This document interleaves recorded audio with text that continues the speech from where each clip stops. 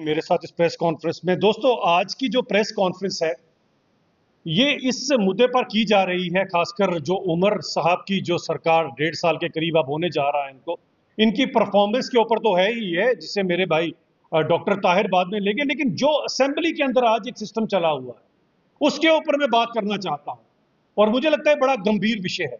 और जब मैं इस विषय की आपसे बात कर रहा हूं मैं यहां पर जरूर ध्यान आकर्षित करना चाहूंगा, भले वो कश्मीर की सिविल सोसाइटी है और भले वो जम्मू की सिविल सोसाइटी है, क्योंकि ये बहुत इंपॉर्टेंट इशू है।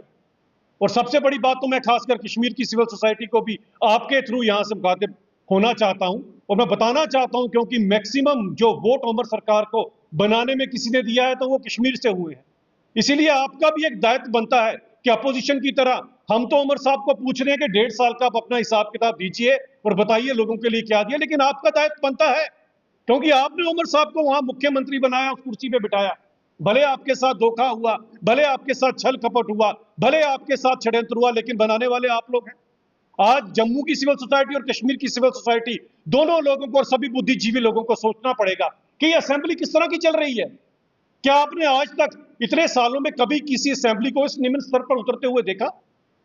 आप कर क्या रहे हैं उमर साहब? ये जम्मू कश्मीर की असेंबली कोई आम असेंबली की तरह नहीं है। पूरी दुनिया अगर हिंदुस्तान की जितनी असेंबलियां किसी पर अगर अपनी नजरें गड़ाकर बैठती है तो वो ये जम्मू कश्मीर की असेंबली है।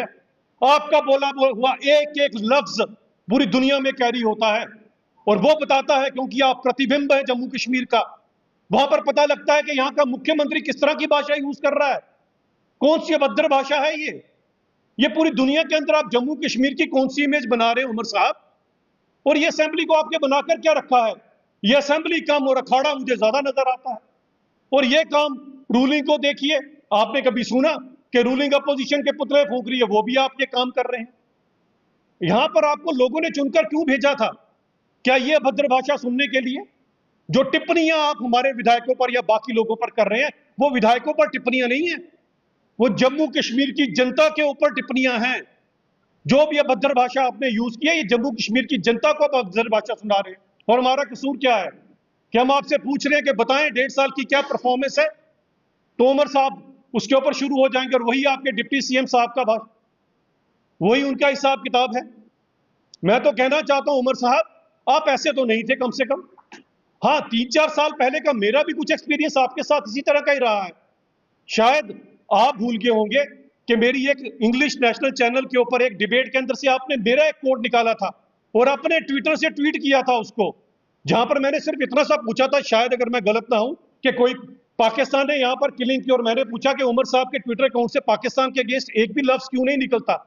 उमर साहब ने मेरी वो ट्विटर के अंदर वो वहां से वीडियो क्लिपिंग 30 सेकंड या 50 सेकंड की निकालकर उसके ऊपर उन्होंने वर्ड यूज किया dog barking. I can understand the political meaning of dog barking Mister Omar Abdullah, लेकिन मेरी पार्टी और मेरी इन सब चीजों का, मेरी सभ्यता जो मुझे सिखाया गया है, मैं कम से कम इस तरह की भाषा यूज नहीं करता और ना मैं कभी ये सोचूंगा कि आप इस तरह की भाषा यूज करें। आप करते भी नहीं थे ऐसी, लेकिन कहते हैं खरबूजे को देख के खरबूजा रंग पकड़ता है।